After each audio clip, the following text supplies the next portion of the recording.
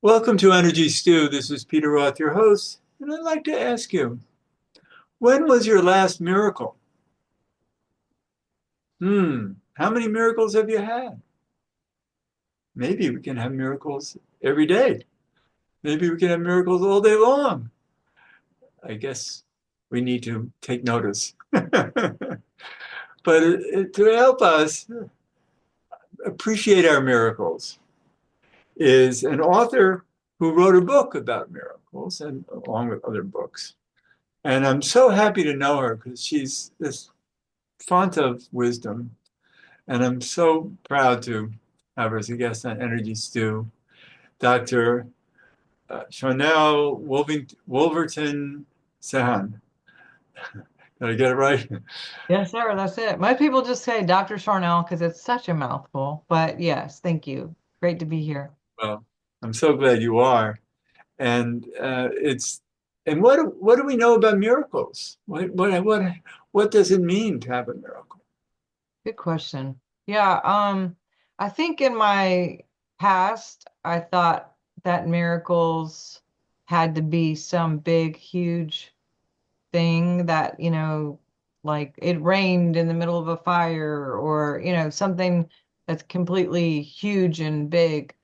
The older that I get, and the more experiences I've had, it's gotten a lot different for me by definition. I now even look at just waking up in the morning and breathing and seeing a sunset as a miracle and, all the beautiful things that maybe we take for granted or don't always necessarily define as a miracle, friendships and, synchronicities and, things that just seem to appear or, even our connection, things like that, that are these little subtle things that just kind of generate and or we create out of our field, and we can see that as a miracle. And or is it, maybe it's just life, maybe it's just what we're creating, and maybe, as we shift our energies and change the radiation,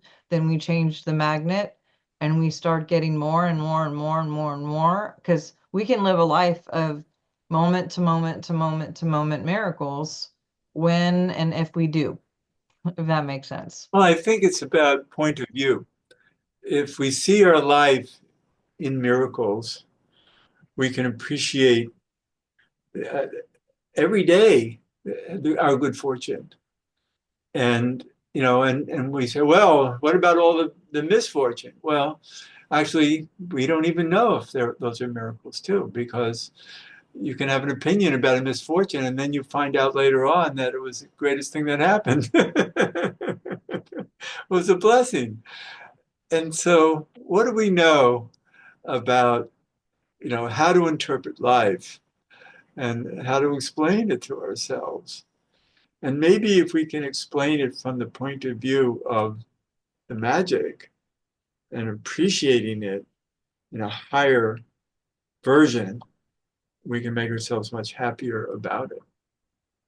Yes, perspective is everything, and I think that, and there's some people that are just born old souls, and I've met lots of children who just seem to come in and they already have that appreciation, that gratitude, that perspective.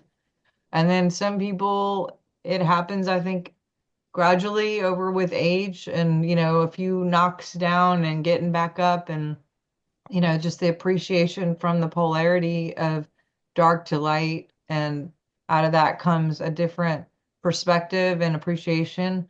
And then there's other people who never ever come to that place, right? And they're just a victim and they, take and everything happens to them and they just, for whatever reason, are here to maybe be that dark Right. polarity, to be the catalyst for other people.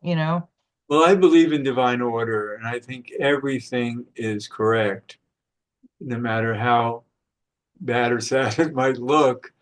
Our souls appreciate it. Our egos, our minds might not be happy, but our souls came here for the lessons of whatever we're struggling through. and to grow from them.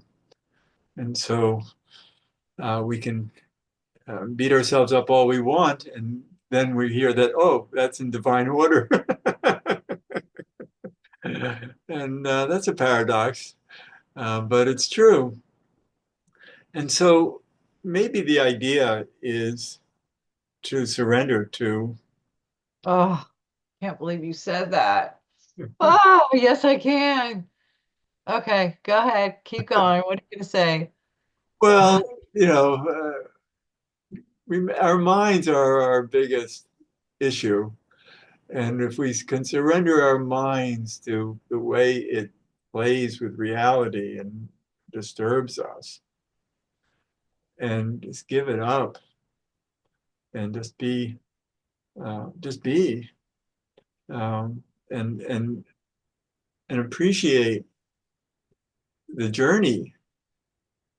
And no matter how painful it might be, and how sad or disturbed, tragic it is, our souls grow by it. Our souls knew that before we were born, our souls knew what we were coming here for.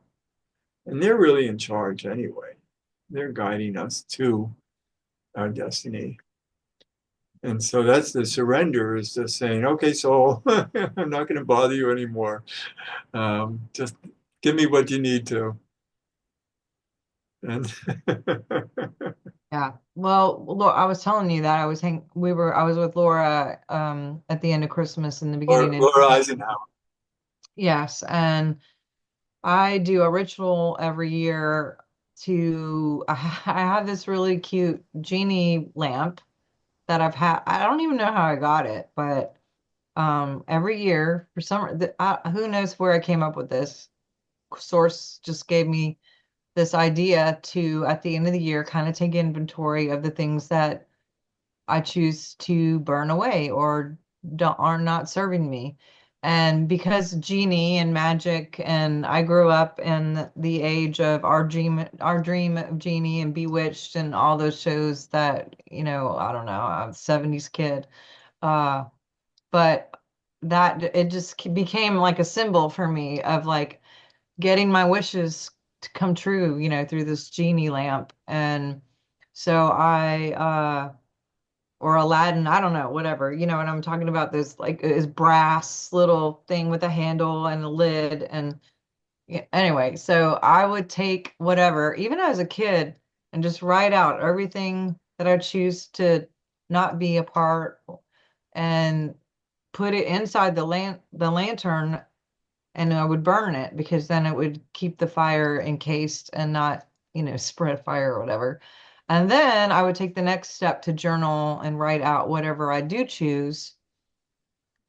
And later in life, Bob Proctor was a dear friend of mine he's passed now. But he always would take like the top few things that were, what he was envisioning for himself for that year. And he would put it on a little tiny card and put it somewhere in his wallet where he would see it pretty often, not like every day stare at it, obsess over it, and like, not hyper focus, but just somewhere where you can kind of see it. And so when I was in Florida with this group of people, including Laura, I was like, yeah, it'd be cool if we could do something like that. And there was a guy there who did something similar, and he was like, well, let's do it as a group.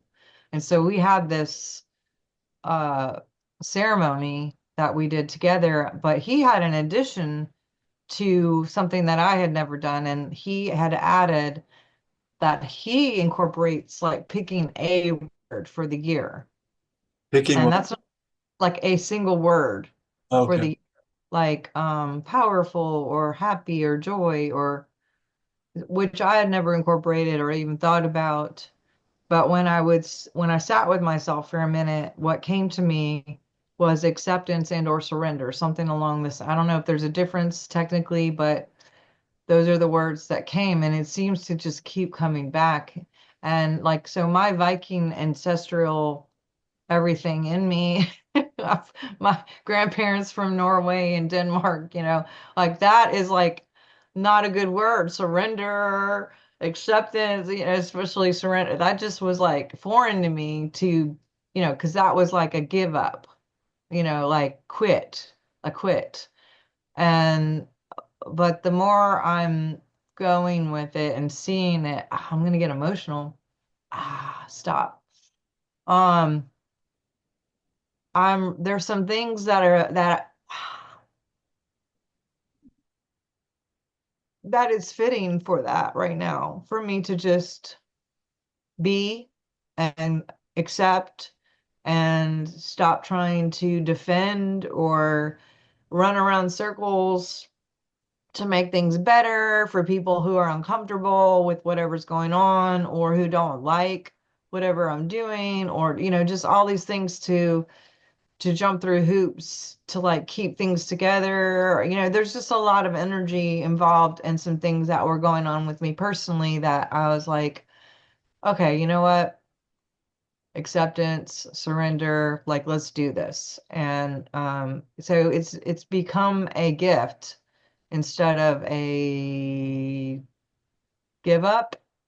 I'm looking at it more as a win instead of a fail.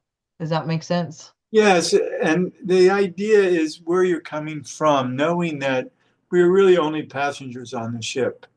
And to think that we're drivers and that we can control it all, it's getting that out of the way. It's this idea that we can actually control things. We Because life is so serendipitous and so synchronistic, and to watch the magic of that instead of trying to be in charge of it. And once we, because it's such an effort to try to be in charge of something that we really can't fix anyway, it has to fix itself through magic.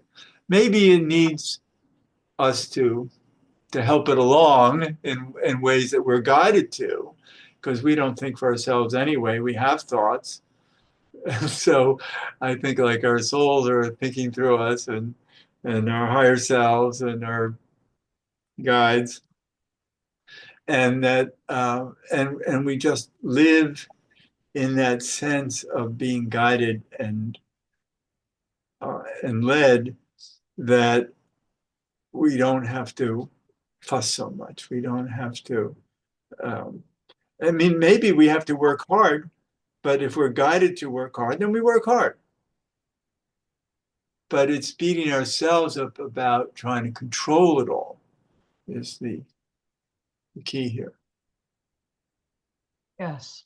And some of that involves some major shifts and some things that kind of can seemingly come to an end in some ways. But just like you alluded to at the beginning, sometimes those quote endings are for us and end up being the best gift ever.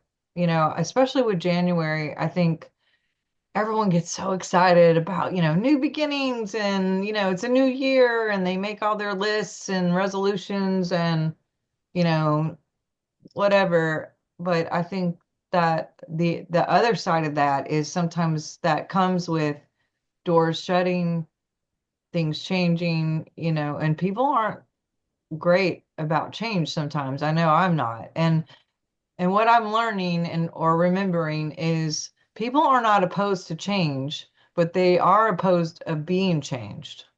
So when it's a forced thing, like you said, control, there's going to be resistance. So if I could just back off and surrender and just be and be like, hey, deuces, I love you. You're so great. And also, I'm going to do me. I'm going to put me first. Um, what's interesting is after the ceremony, I went to go visit my former mother-in-law, who I'm still very close with. She's like a mom. She's still my mom to me. And she was talking about randomly, not knowing any of the ceremony or what was going on. She just said what was going on with her. And she said at 78, I think she said she was, or 75, I choose to remember, but she said she realized that, she got married young, she had to take care of her husband at the time, in her perspective. And then she had a kid, and then she had another kid, she was taking care of three people. And then there's just been this progression of everyone always depending on her and everyone coming first.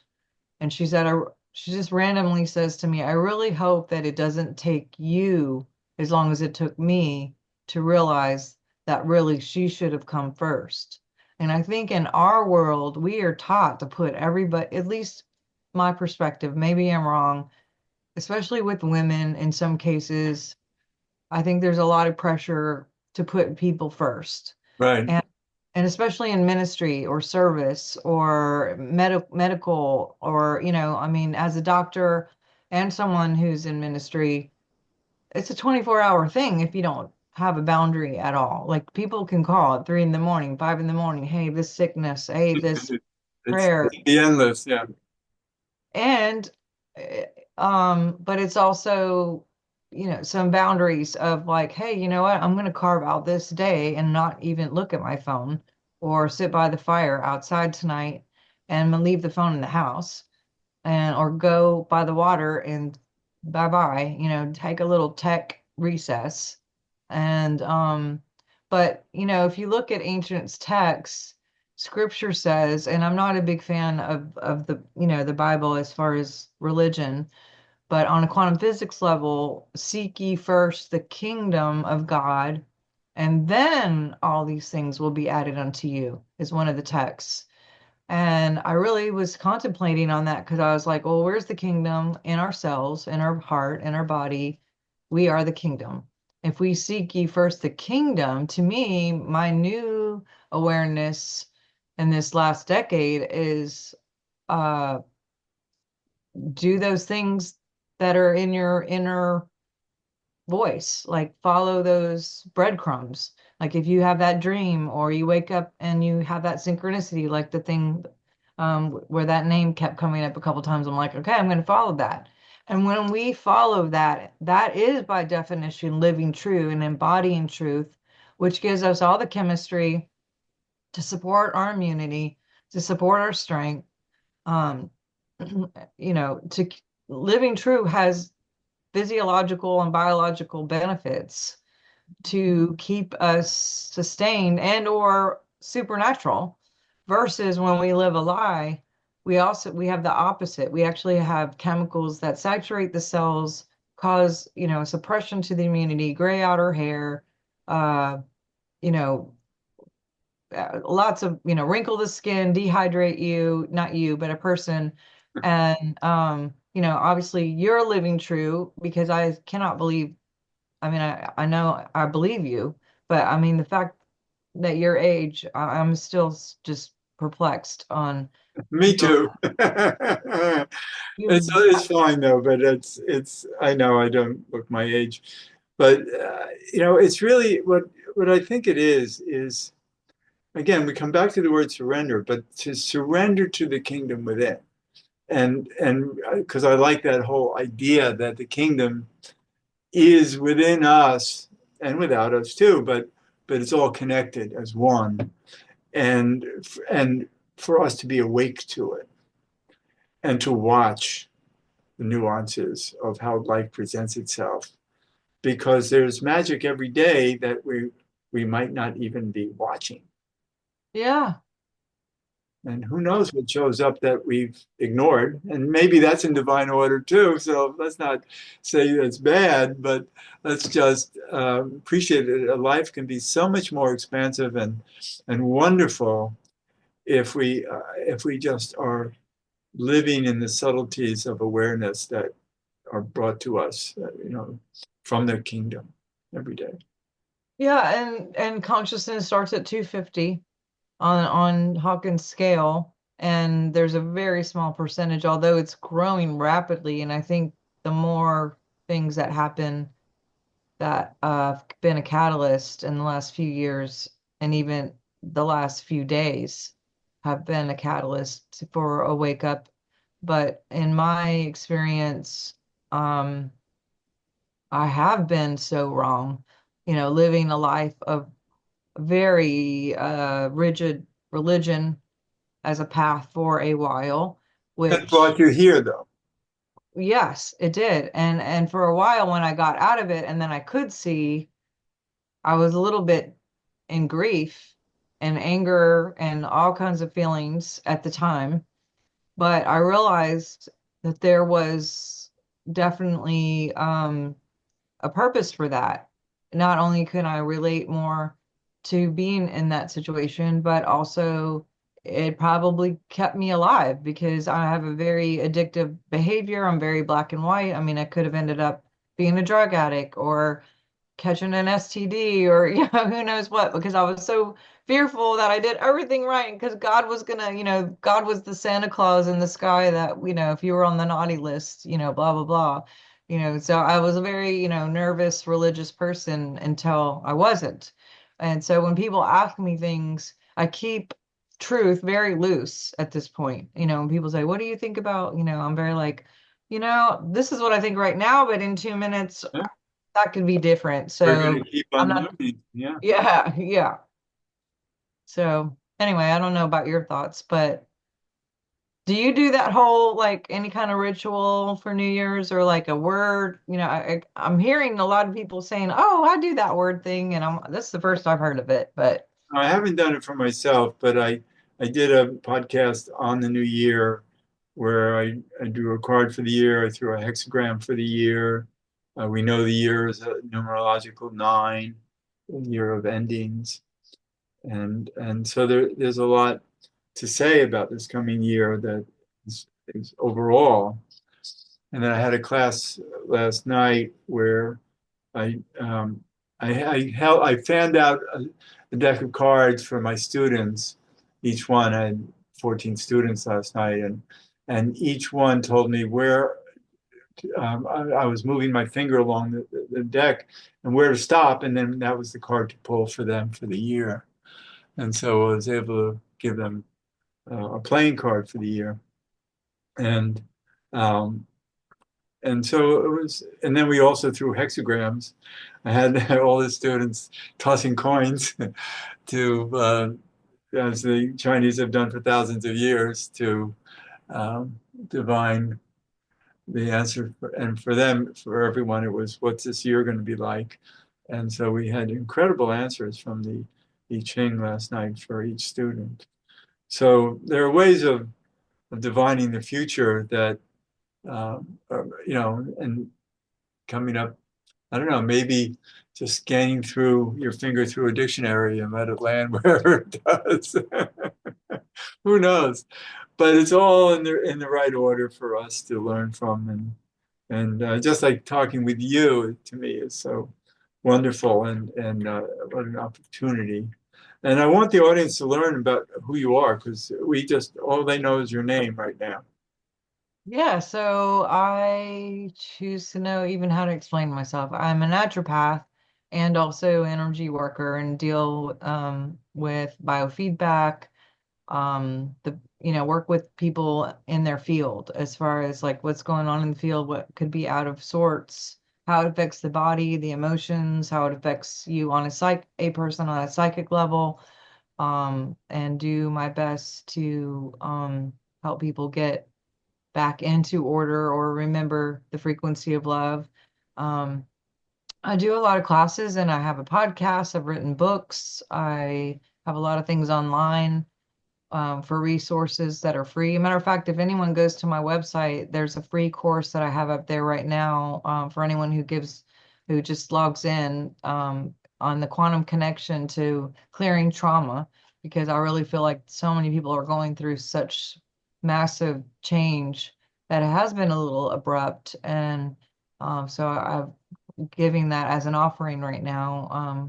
If you go to drsharnel.com, there's a little box in there, and they'll send you the course. But yeah, a lot of online classes and services. I can do remote biofeedback. So most of my patients are actually online, which happened way before this last 4 years of things where now it's become mainstream to see your doctor online. But I do have a small practice here in Louisiana, and I work with wellness centers all over the United States and do conference speaking and, you know, just whatever comes on. I'm open to new things all the time. And I definitely love talking to people like you and meeting new people who do similar things and or a little bit different things, but just really connect and having fun with collabs like that.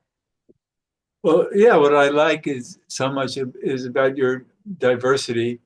And, you really, because I've seen a lot of your podcasts, so people can just, I think what I did was I just Googled Dr. Sharnael and a whole bunch of your podcasts came up and podcasts that you've also been a guest on. And it's fascinating to see how much ground you cover. Well, it's fun, but also it's kind of hard to answer questions when people say, "What do you do?" It's like, okay, I have multiple businesses. I'm in natural health. I write, it's like, where do you want me to start? But I enjoy all of it. And I think that's why it was so difficult to figure out, well, what do you want to do when you grow up? Because it's like everything, you know? And you're doing it. And Yeah. you have a home with children and pets and I um, work at the foster shelter. I have fostered 117 kittens and, no, I'm sorry, 130 animals. But I have bottle fed 117 kittens and got them adopted in the last, well, since 2017. oh my gosh, Animals are a huge part of my life as well. Yes. I love that. And yeah, because they have such magic to them. And cats, my gosh, they're so telepathic. Yes, my baby. That's one of my babies. I see sitting right behind you.